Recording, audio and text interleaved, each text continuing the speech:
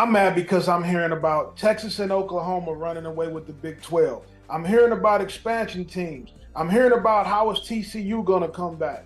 But last time I checked, the K-State Wildcats won the Big 12. They can't get no respect around here.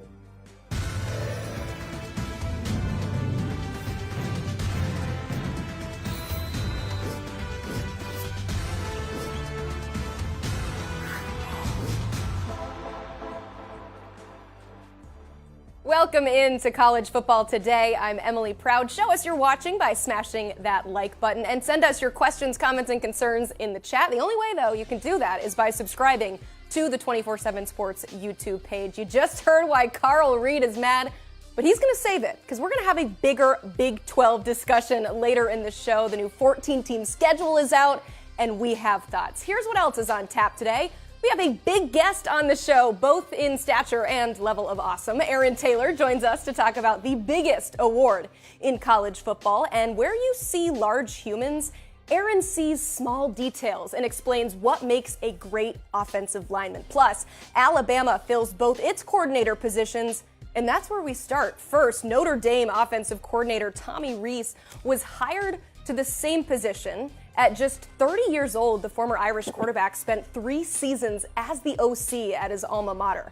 Now, as for the defensive coordinator opening, well, Nick Saban filled it with a familiar face. Kevin Steele is back coaching the Crimson Tide for the 3rd time. The 39-year coaching veteran was most recently with Miami. So with all of that established, let's welcome in our guest host. He is a college football Hall of Famer, Super Bowl champ, former first-round pick out of Notre Dame, and current CBS Sports football analyst, Aaron Taylor. Aaron, thanks for being here.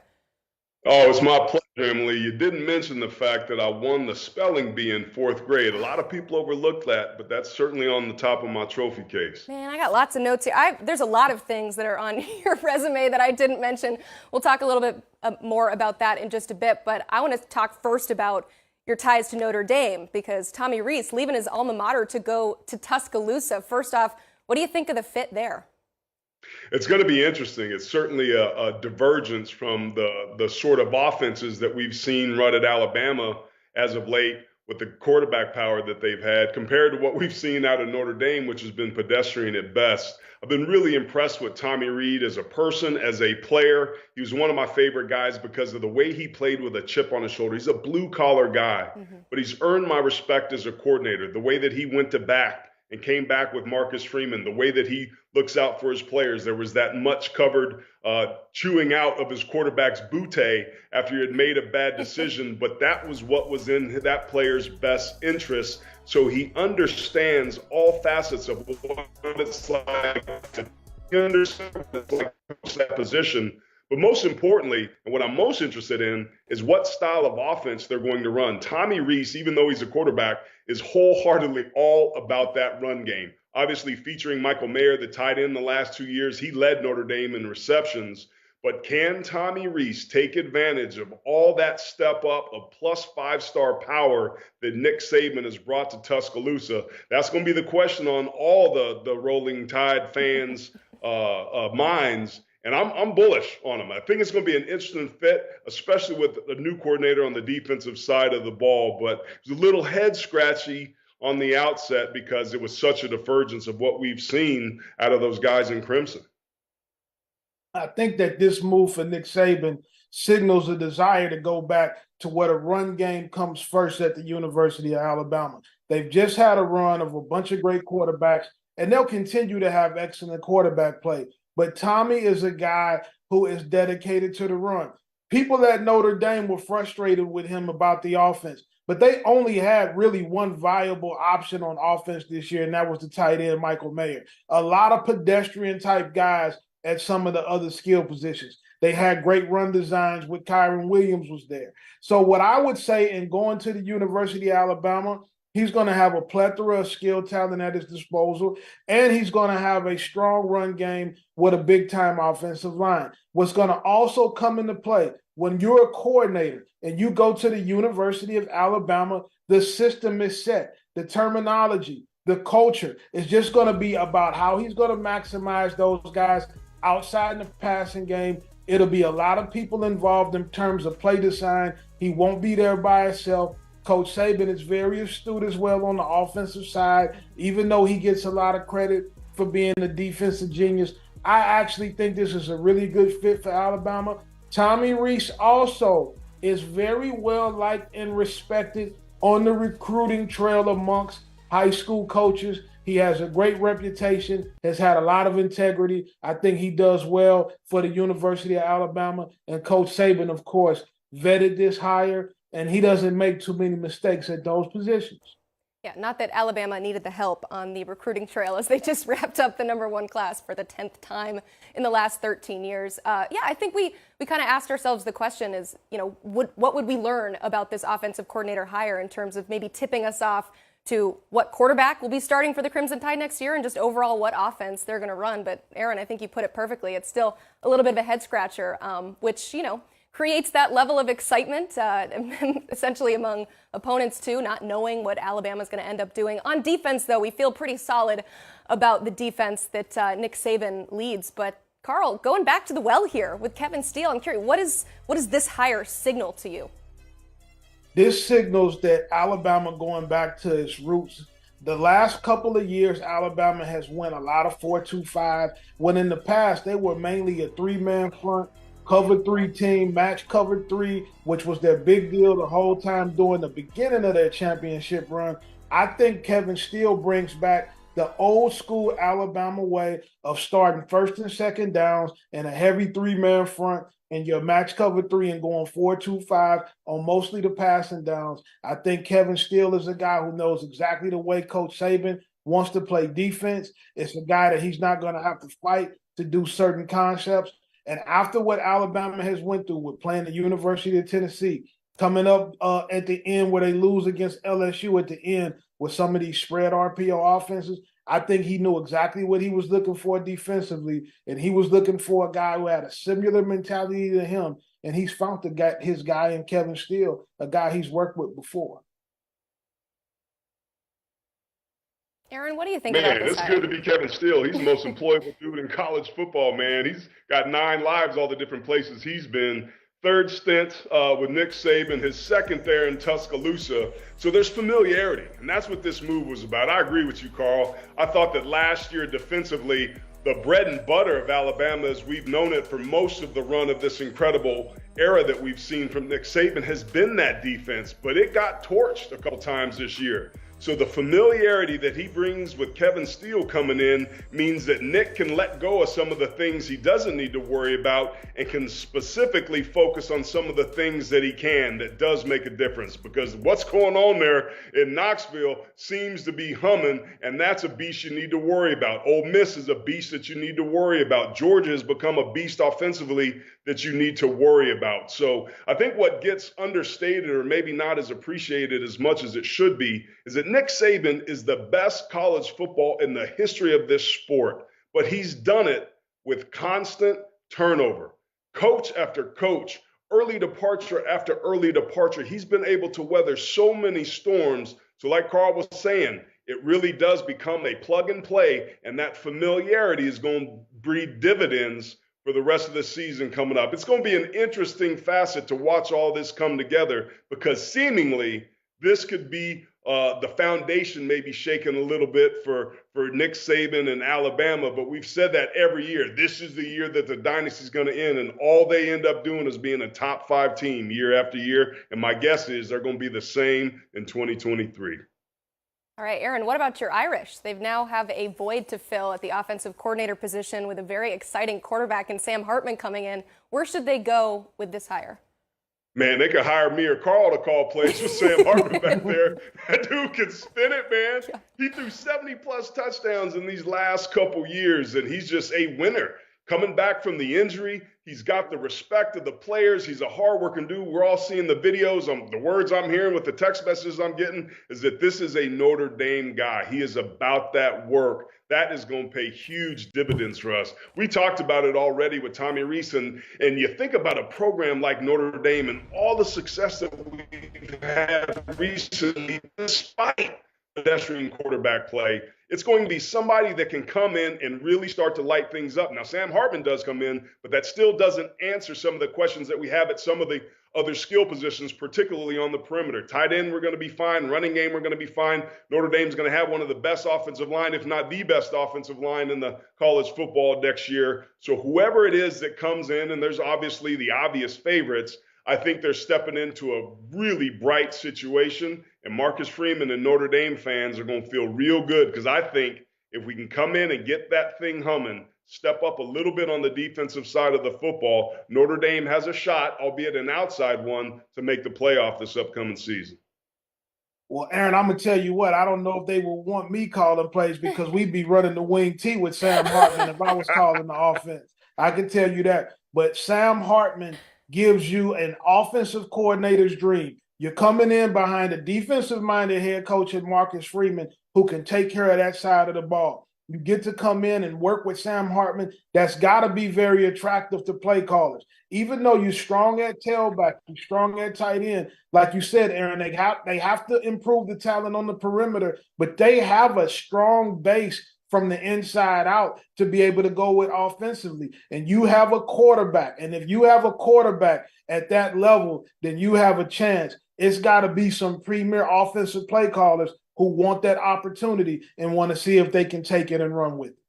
Love it. All right, we got a question here in the chat asking, where does Miami go from here? That's, of course, a big question mark, as they're now in search of both of their coordinators. This is a discussion that we're going to tackle on a later episode of the show. So another great reminder here to subscribe to the channel, because, yeah, there's a lot to talk about with the U down there. But, Aaron, we brought you on the show, too, to add to the list. So we'll add the spelling bee champion to the resume as well, but also you're the founder of the Joe Moore Award, which is given out to the best offensive line unit in college football. It's such a unique award in that it's given to a unit and not just an individual. But I'm going to first show a clip of you presenting the award for the first time back in 2015.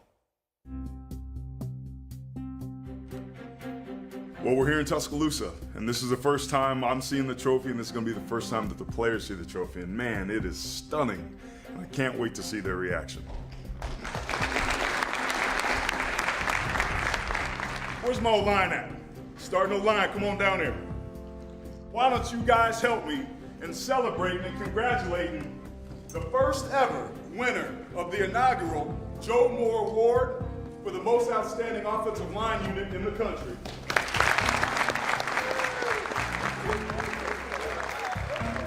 I haven't seen an award where an entire team stood up and gave a standing ovation. I haven't seen that, and I think it's a tribute and a respect to what it means.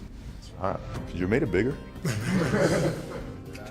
Yeah, I know all four guys sitting with me are super excited about this award, and it's also a responsibility to uphold what the values of this award mean too as well.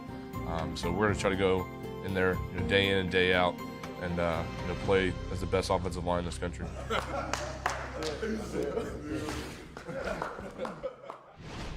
Such a cool award. My first question, Aaron, what weighs more, the award or the award winners?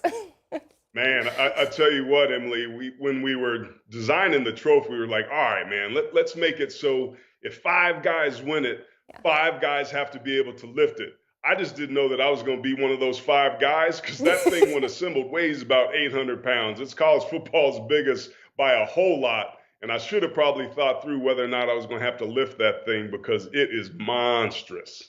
It is. Well, you should have enlisted some help from the monstrous humans that you presented the award to. I want to ask you about the inception of this award. That was back in 2015, so it is fairly new, but it is so unique in the fact that it's given to an entire unit as opposed to an individual player. What inspired the Joe Moore Award?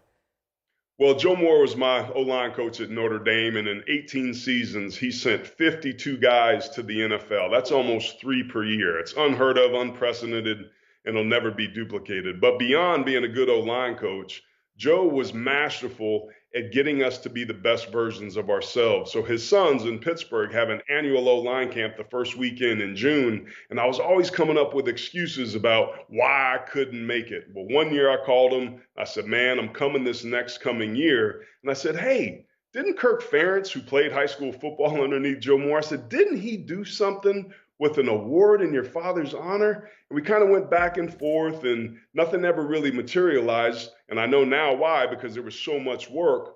So the conversation continued, and as it did, we started laughing and talking about all the different guys, and it became about the room. It didn't matter whether you were an All-American or a walk-on. Everybody in the O-line room was the same. We were equals. And that's what spurred the idea. Man, we don't need to do a position award or an O-line Coach of the Year award. We need to do a unit award from tackle to tackle.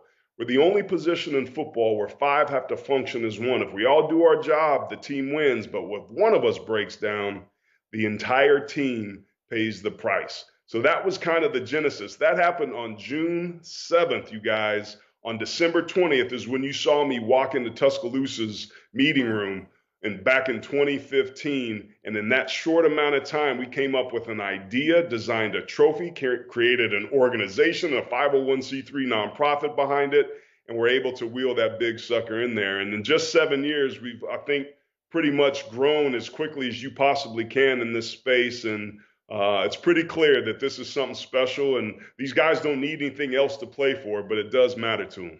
Yeah, I mean, if that doesn't make it unique enough, there's also an NIL component now, both in a charitable component, but also, you know, the offensive linemen who win, you know, get some sort of reward. Explain to me how that works. Well, the offensive line, positionally, I mean, we're all about bringing value. So when we focus on what it is we can bring to a situation versus what we can get out of it, everybody tends to get more of what they wanted anyway. So we extended that basically to the award and said, how can we bring some value to these guys? There's a reason we haul those big suckers all across the country, the trophy crates I'm talking about, and take it to them versus making those guys get on an airplane, because we want it to be about them. Every single team that's won this award has played in the postseason, if not the playoffs. So we respect the sanctity of what takes place. So to extend that, we created the first ever college football award NIL deal for Michigan, who won it a couple years ago, with a T-shirt campaign. We donated 100% of the proceeds for the T-shirts that Michigan won as a result of winning that award, and we wrote that check and put it directly into their pockets. Now, is that money we could have used? Yes. Did it put a ton of money in their pocket? No. But that wasn't the point. The point was, how do we show these guys that rarely get the spotlight and appreciation, how do we show them that we care and that we're all about them, their position, and their position coach?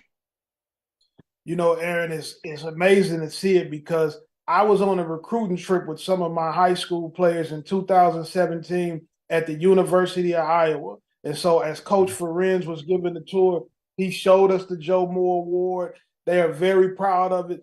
Offensive line units across the country, they want to be involved with this award. They work really, really hard. There's not a lot of things out here for offensive linemen to achieve in terms of awards or units. So from an offensive line standpoint, it is a really huge thing. And so when you brought up Coach Ferenz, I was able to also be on that campus at Iowa and see him talk about that award and the meaningfulness that it has for that group. So it is a huge thing that you did there. Appreciate you. It's been one of the most incredible things I've ever been a part of. My wife said something to me the other day. She's like, you do realize that part of your legacy is the preservation of Coach Moore's legacy, right? And I was like, dang, I never really had thought about that. But everybody that touches this thing and gets involved with it feels the specialness of it. There's something different and unique with what it is we're celebrating. And it feels pretty good, man. It's much more than just a big old trophy celebrating 5 tough dudes. It's about toughness, it's about teamwork, and it's about the very fabric of what makes this game great, our country when it's great. Those are the 2 fundamentals that are there. So those 2 characteristics not just are represented in our position in our game, but almost everything worthwhile on this planet. I love it. Okay, so that's the award. We established that. Let's talk about some winners, though. I mean, for the first time ever, back-to-back Joe Moore Award winners, Michigan. What went into those discussions? Because I know that you were strongly considering those national championship dogs, too. Well, it's interesting, Emily. So our voting body is all 131 FBS O-line coaches, a group of about 80 former players, coaches, and colleagues associated with Joe Moore. And then the voting committee, which are all guys that played or coached the position. So in total, we're about 200 plus, and it varies from year to year when guys come on and guys fall off. But that's about the size of the group, and it was heated this year. This was the first time we ever had two finalists. The one finalist was obviously Georgia, who would eventually go on to win the national championship. And the other, as you mentioned, was Michigan. Two very, very different styles. A lot of people saw this highlight at the end of the big game against Ohio State and the way that that O-line took over and dominated.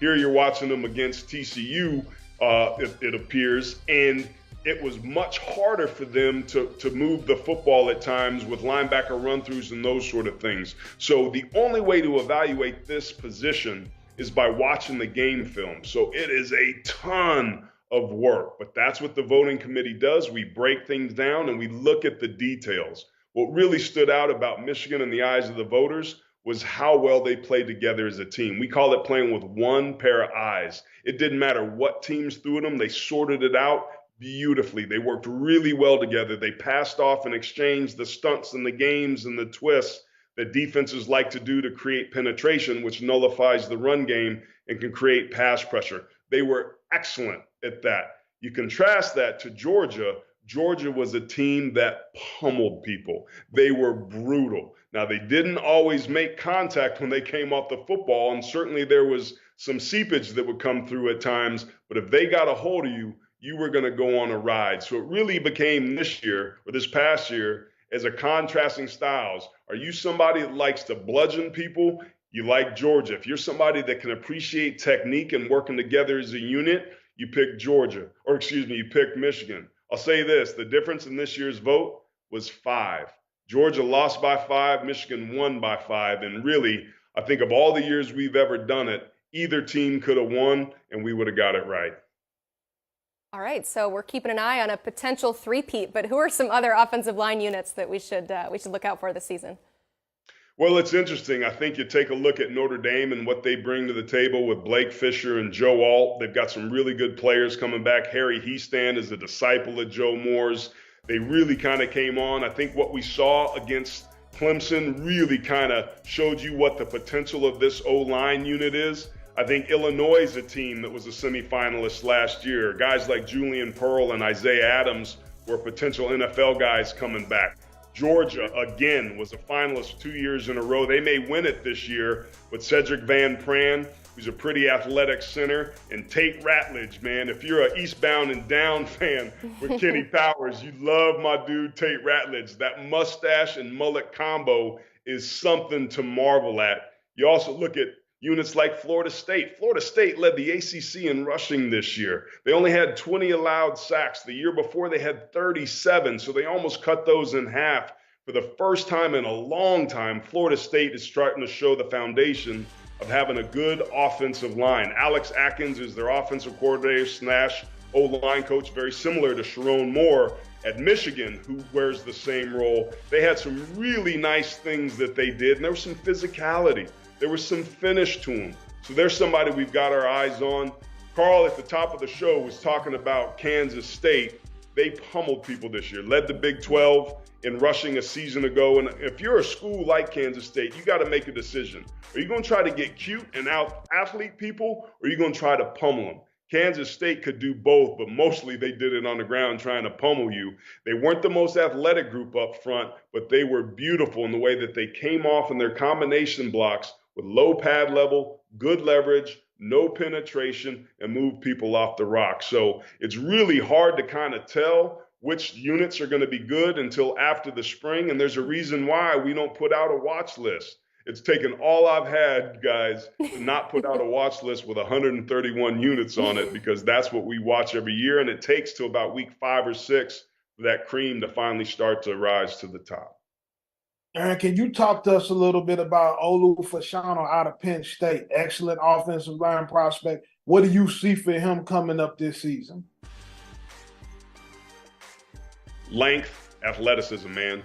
He's smooth in his sets. He redirects really well. He protects his inside. He stays square. He appears to see the game very well. What I like about him is his consistency in his footwork. You can tell he's well coached, but you can also tell he's got the athleticism that's necessary to be a good O-lineman. Now, they've also had a guard there last year. I think he was 55. That dude was pretty impressive, too, on tape. But I think what a lot of people are liking about Fashanu is his length and athleticism.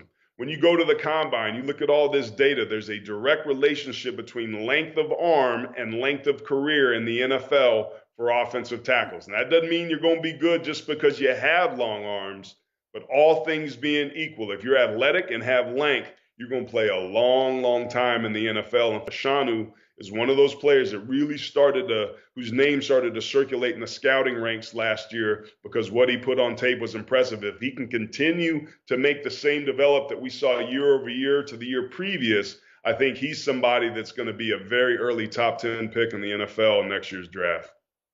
You mentioned through the evaluation process, there's a lot of different things that kind of stand out to you. You talked about the Georgia offensive line, and they're just going to mull you over. But then, what Michigan's able to do with finesse and their blocks and keeping everything kind of that like pristine, detail-oriented style. So I'm curious, from your perspective, can you just give us some details that you look for that make up an elite offensive lineman, the things that stand out to you the most? Yeah, and I'll do that, Emily, by sharing what the award criteria is, because when we started this thing back in 2015, I had no idea how we should evaluate it, what we should look at. So I sent out an email to about 800 plus years of O-line coaching and playing experience, and it had a simple question. Send me the top 3 things of the best units you played on or ever saw possessed. And it came back like this big, giant word cloud. But what was universal is the first and foremost was toughness. Now, toughness, interestingly, is how much pain and punishment you can dish out. But there's a flip side to that coin, and that's resilience. Resiliency is about how much pain and punishment you can tolerate. To be a good offensive lineman, you have to have both. You also have to give great effort. Do you get by just doing what's the least amount of work possible, or do you take pride in what you do? Do you finish your blocks? Are you running downfield to cover the football in case one of the backs of the receivers ends up fumbling where you can be in a position to make a play? Teamwork, working together is something that we look at. You have to be a guy that is teamwork associated. Believe it or not, in some O-line rooms, you have some me guys. Those guys never turn out to be elite players. You have to be consistent. Coaches need to know what it is they can trust and count on. And if you play great some days and some periods during practice, but don't do so well in others, then it makes coaches hesitant because they don't know if they can trust you. And that's something that you just can't have in our room. Coach Moore had 3 questions he wanted to know for every offensive lineman that played underneath him. Can I trust you? Are you willing? And do you have the toughness necessary to play this position? So above all other things, I think those are some of the criteria that you need to know what to look for on film, but that every great offensive line and every great offensive lineman will possess those in some capacity. I love that, Aaron. We got a lot of questions and comments in the chat here. There's a little back and forth going on. I think we have some Dogs fans because they're like, Georgia got gypped. Hi, Georgia fans. Yeah, I'm still here. Take your shots now while you can. Georgia people mad. I love it. Okay, but from your standpoint, though, Aaron, it's got to be pretty cool to see that people are debating this award that you created. I'm sure even, it's kind of the good, any publicity is still good publicity and that they're talking about it. But I want to ask you this question here just to wrap up this conversation. Jason asking you, who is the best offensive lineman ever in your eyes? And they gave a point of time that you're not allowed to mention anybody from the 90 to 93 Notre Dame unit. Are we talking on the college side? Yeah, let's do college. Yeah. Oh, man. It's college football today. Pace was pretty damn special. He was a hell of a player that just did a whole lot of damage. There's so many guys. Tony Baselli was a tremendous athlete. He just went into Canton, the Pro Football Hall of Fame, and I went into the College Football Hall of Fame a season ago. It's almost impossible to pick who the best offensive lineman was ever in college because there are so many. There are 5 per team. There's 130 plus teams, and there's 150 plus years that we played this sport. So it's hard to kind of narrow that down. But the name that popped up into my head was Orlando Pace. I used to love to watch him, even though I was in the NFL, because he would absolutely destroy people and almost had the similar effect that Ndamukong Suh did, how dominant he was on the defensive side of the ball. He's somebody you'd sit down just to watch the game, just to watch him play and do what he was doing to his opponents. I would have said Orlando Pace too, Aaron. I got a chance to watch him play a lot because he was a St. Louis Ram. and I'm here in St. Louis. His son right now is a really good high school prospect as well. I think that he should have won the Heisman Trophy. No I doubt. think that he got robbed, and that he should have won the Heisman. And I didn't know that an offensive lineman, it kind of seemed like they didn't give you an opportunity to do that.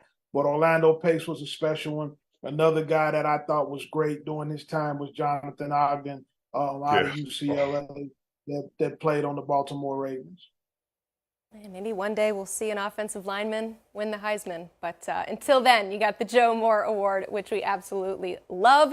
As a reminder, if you have any questions or any comments for Aaron, feel free to drop them in the chat. But the only way to do that is if you are subscribed to the 24/7 Sports YouTube page. So 31 yards for Kansas State as they look for a 10th win. We await the snap from Randon Plattner. Out of the hold of Jack Bloomer. Good snap and placement. Kick on the way. It is up. And good! It's good! The Wildcats are champions of the Big 12 in 2022. They stun 12-0 TCU and win it in overtime 31-28. How about those Wildcats? A third Big 12 championship. See, Carl, we did not forget that Kansas State won the Big 12 championship. I'm sure Max Duggan will never forget based on the look across his face. Chris Summer is here, national college football writer. Chris, thanks for joining the show. Absolutely. Excited to be here. Love the O-line talk, here for all of it. I know. See, that's what we get into on this show. How many shows are going 30 minutes straight on offensive line talk? This one right here. Not many, yeah. But we're going to switch gears here and talk about the Big 12 schedule release. It is, of course, unique this year, adding 4 more teams to the Big 12. So, Chris, I'm going to start with you here. Which of the new entrants to the Big 12 you think is going to cause the most chaos this year? I really thought I was going to pick UCF here, but looking at things, I think the easy answer is Houston.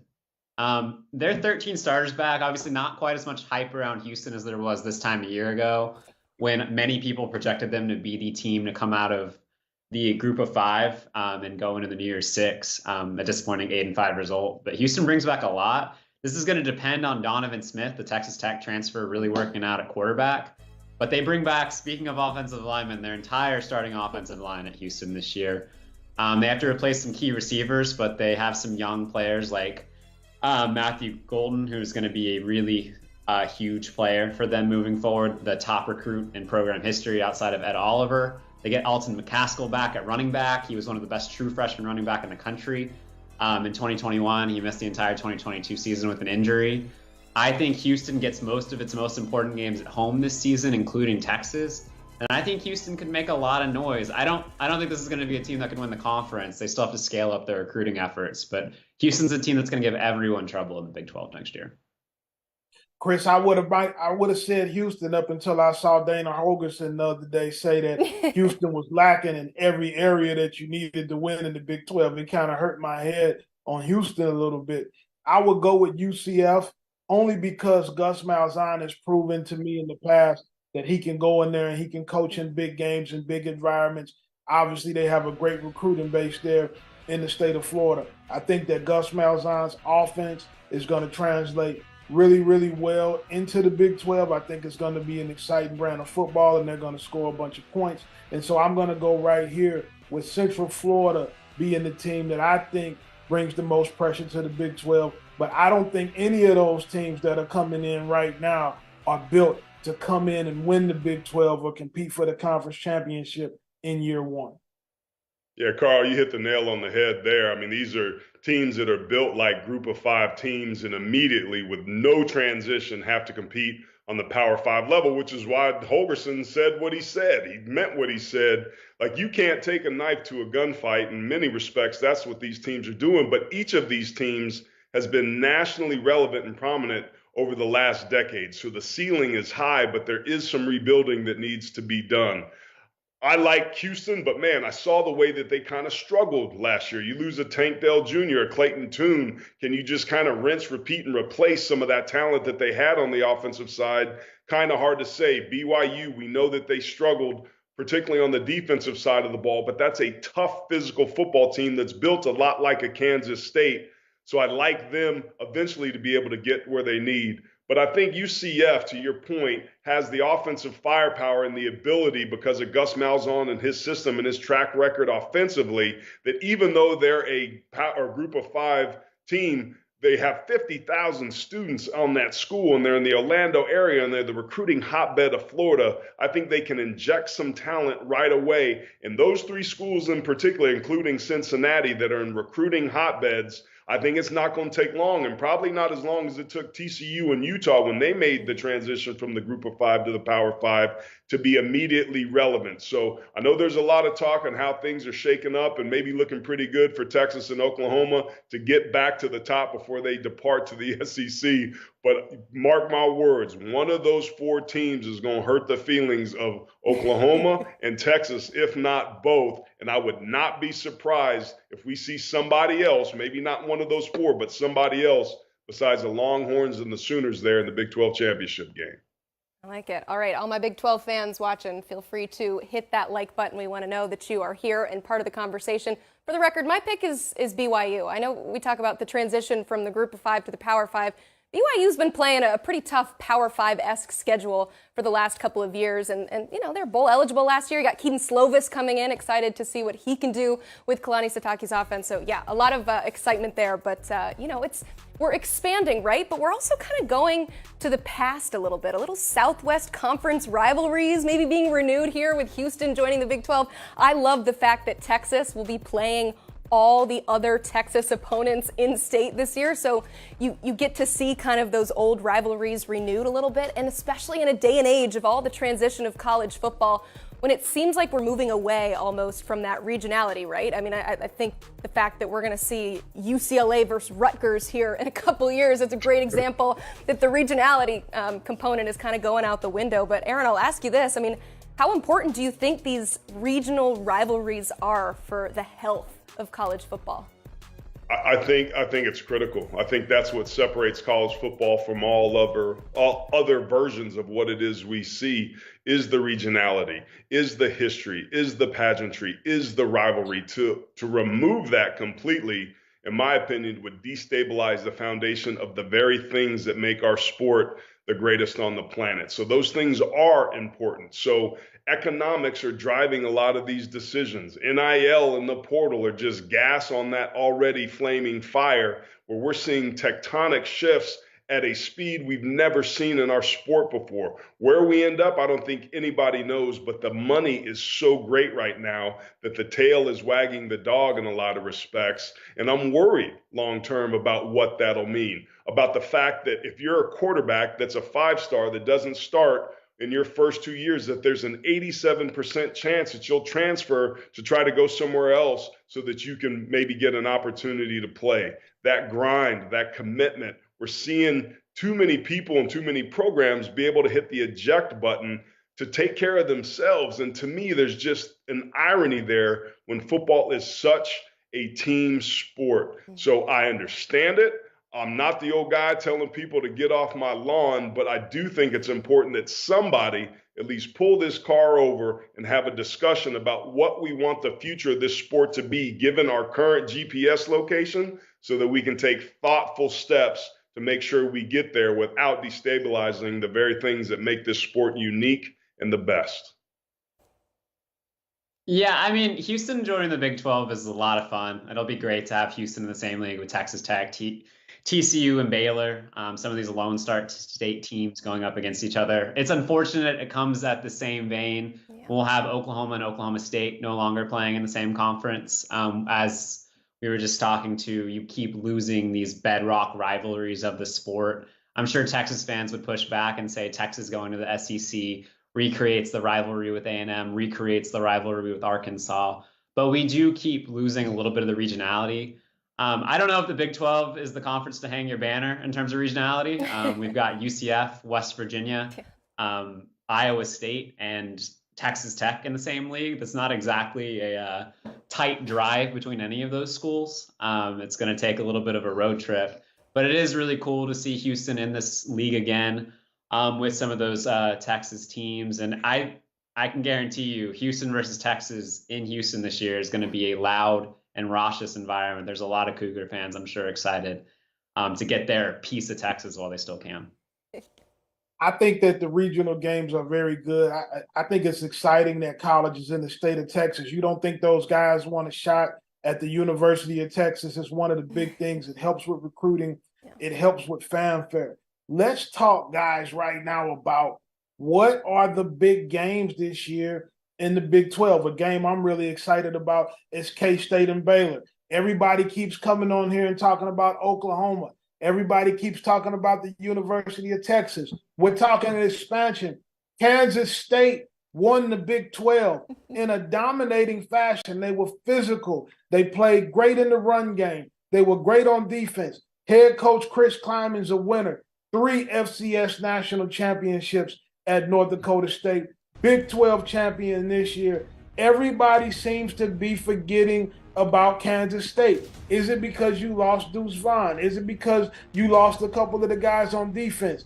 I think Chris Kleiman, through the way he's recruited, the way he's evaluated, and the way they have developed, has Kansas State with Oklahoma and Texas leaving, ready to take over the Big 12. But I'm going to tell you what, based on what I saw on the field this season, I would have to say, even if Oklahoma and Texas were staying in the Big 12, Kansas State would have been a major problem for the Longhorns and the Sooners.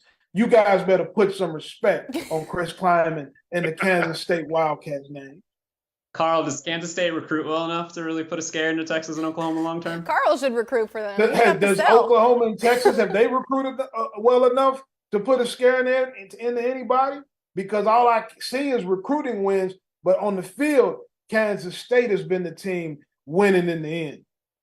Yeah, but when you talk about sustained success in the league, we're talking about who's going to emerge from the pack when Oklahoma and Texas leave. You think Kansas State is best positioned to do that, not TCU, not Baylor, not Texas Tech, not these teams that have the resources in the state of Texas to really take advantage of that?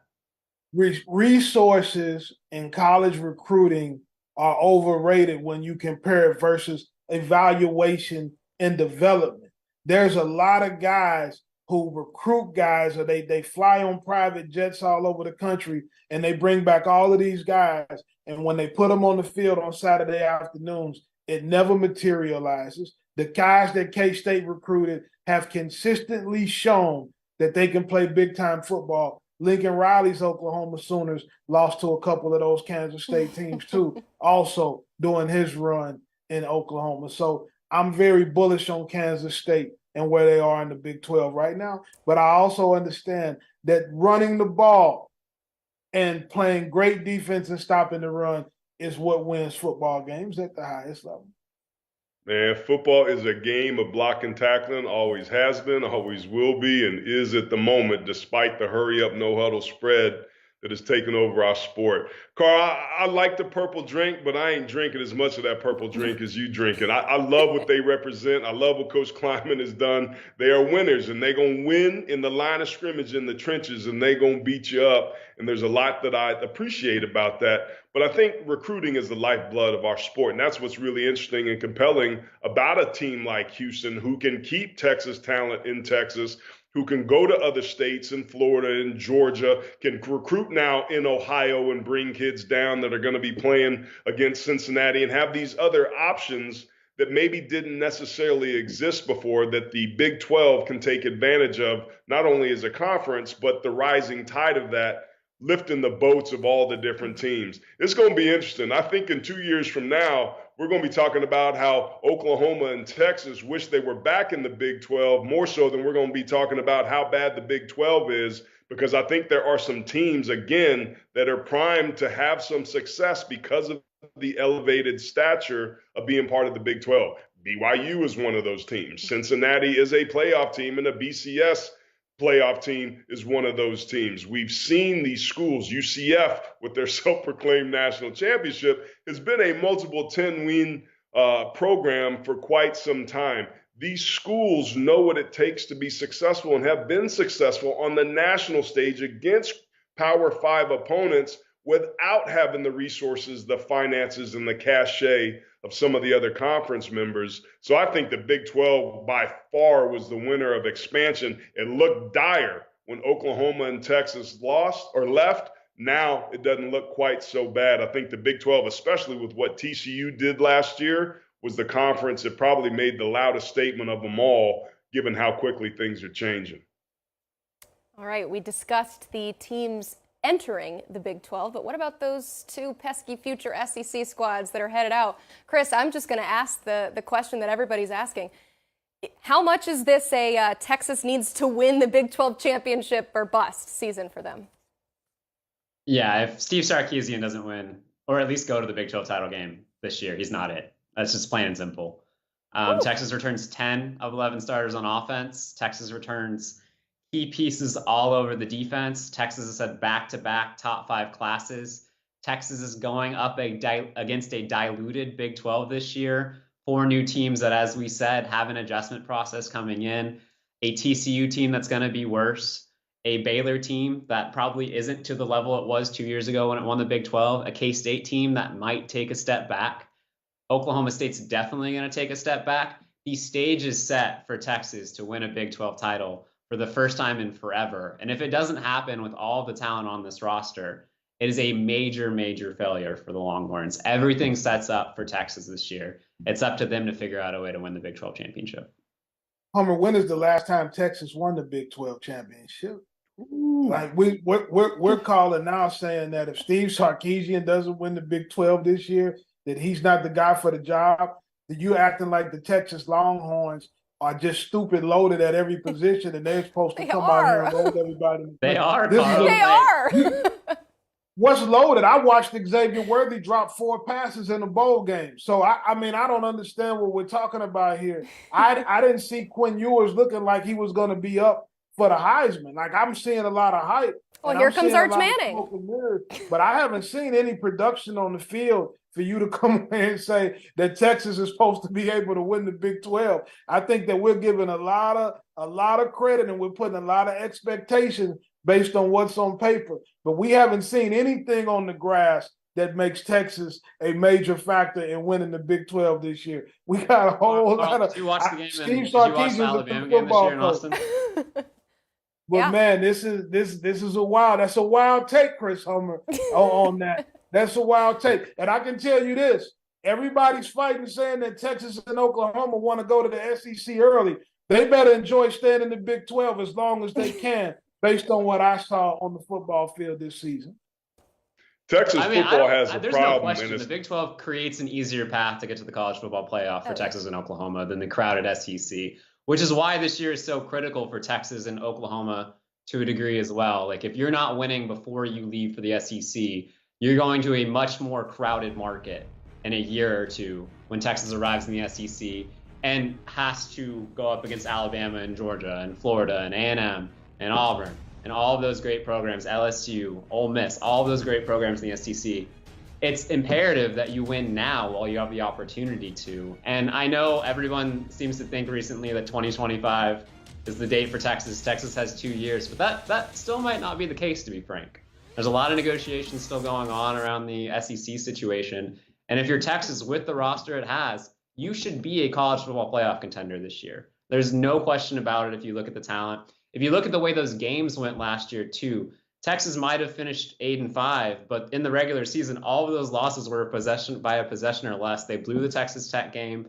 You blew the Alabama game. You shouldn't have lost against Oklahoma State based on the way that game went. There is a world in which Texas finished much better than it did a year ago. That's fine in year 2 under Steve Sarkisian, but with the talent coming back, those results need to and should flip going into year 3. And I really don't think there's any excuses. And saying Texas shouldn't win the Big 12 this year based on previous results, I feel like it's just creating a pile of excuses for a program that should have very few based on the resources it has compared to the rest of the league. Man, Chris out there dropping knowledge. He's dropping hammers on you, Carl. And makes some good points, man. I think he's right. If Sark doesn't win it this year, it's going to be too much of an indictment and what the expectation level is there in Austin for him to be able to keep his job. They have to get it right before they go to the SEC. And from what we saw last year, it ain't going to happen. Those losses, those one-score losses are really the biggest negative when you think about Sarkisian as the head coach. Can he get over that hump? That's going to be imperative this year. But I'll say this too. Texas has a culture problem. When you throw money at things, when you expect to be, the brightest bell at the ball and things don't fall, everybody starts chirping. They've had a culture problem there, not in the locker room, but with too many voices trying to control, and the efforts haven't been unified and focused. So part of the headwinds that Sark and every head coach that goes to Austin has to deal with is the voice. Now we have NIL and the collectives, and navigating that of all places is extremely difficult there for the Longhorns. So he's got that going against him. The talent is there. He's recruited extremely well. Kyle Flood, the offensive line coach, has a deep and rich room up front. They've got an opportunity to be that, but they've got to prove that on the field. But my belief is Texas has to be able to support their coach by getting out of his way and letting him do things the way that he needs to. And to Chris's point, if Sark don't get that right this year, unfortunately, I know him, I like him, but I might be talking next to him because he might be on CBS with us if he doesn't find out a way to get it done this year, because the expectations in Austin are just that. Chris Hummer, I heard you talk about money and resources, but we're not about to play Monopoly. I heard you talk about rankings and what's on paper, but we ain't writing the essay. But what I haven't heard you tell me is when have they played good football that makes them the favorite in your mind that it's Big 12 or bust. Now, I admit that the expectations are for Sark to win this, especially going to the SEC, but I just don't think those expectations are realistic. I think Texas is no way they're going to be in the national championship playoff conversation in the 14 playoff, because I think we're still at 4 in this situation. I think the University of Texas will be out of the playoff race by the time it's time for me to dress my kids up for Halloween.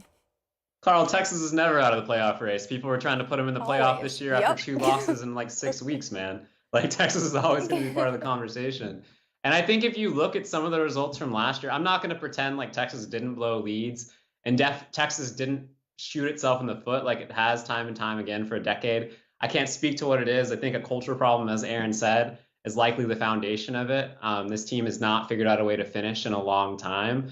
But in between all of that, you had flashes. This defense for Texas went from being one of the worst units in the Power 5 to a top 30 unit a year ago in year 2 under Steve Sarkisian and Pete Kwiatkowski. The offense, while people were unhappy with Quinn Ewers, saw the receivers drop 10% of Quinn Ewers' passes. It wasn't always Quinn Ewers' fault in these situations. Texas is bringing in A.D. Mitchell from Georgia as a transfer receiver. Texas is bringing in Isaiah Nair from Wyoming, who was supposed to be wide receiver 1 or wide receiver 2 for Texas this year before he got hurt in the preseason. So Xavier Worthy might just be wide receiver 3 for Texas going into next year. That's how loaded this offense is. Cedric Baxter, the #1 back in America, coming in to take over from Bijan Robinson. Depth on both sides of the football, offensively and defensively. I'm not saying that Texas is going to win a national championship or Texas is going to make the college football playoff. I'm saying the expectation for Texas has to be at least making the Big 12 championship game, because if that doesn't happen, it's a failure based on everything on the roster and based on everything Texas has pushed to this point. Like, this is the year for Steve Sarkisian, and it's an opportunity with the Big 12 schedule the way it sets up.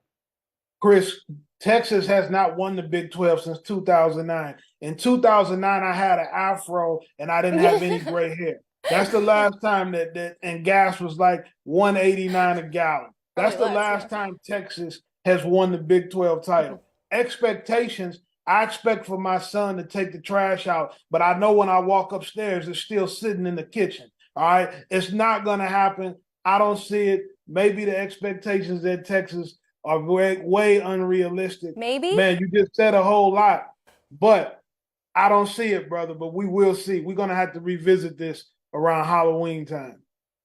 Man, I would love to see that afro. And you bringing up Halloween, you got me thinking about them Reese's and them Snickers. But I'll say this, man, it's like You mentioned 2009, the last time they won. It's almost like Texas's fan base is the former prom queen or king that comes back to the reunion and is now like 45 years old, divorced, got a big gut, and still trying to strut around like it's all about something.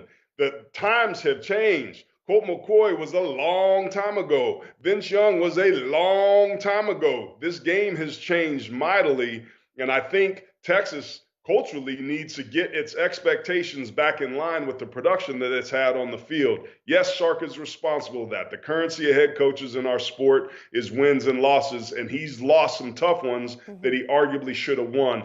And Texas, in my opinion, has often been its own worst enemy. Until that gets solved, I don't know if you can get anybody in there that's going to have the success that's going to satisfy that fan base.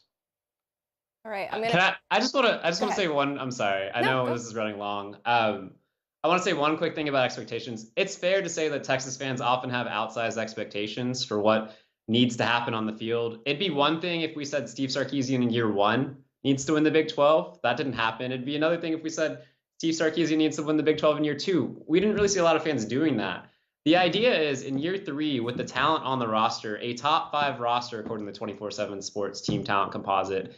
This is not Nebraska where you're struggling to recruit in a way where you can compete in the Big Ten and you're hanging your hat on the days of yesteryear and hoping that you're going to come back to national contention. This is Texas, a place that is still recruiting at a level where the results should eventually translate. And if you're the coach that's not having those results translate, I think that speaks more to you and your ability to get the most out of your players than it does fans' expectations. I feel like expectations are a necessary part of any competitive environment. Anybody in any job has expectations, and those shift over time. Winning a championship wasn't Steve Sarkisian's expectation this year. Going into next year in the Big 12, as open as it is, I think it's a very fair thing to expect and ask if you're the Texas fan base. I like it. All right, I'm going to need some thumbs up from Carl and Chris. We're still friends here. Give me. That's my guy. That's my guy. That's your guy. He's wearing his love for Texas on his sleeve. Oh, my God. I understand how it is down there in the state of Texas.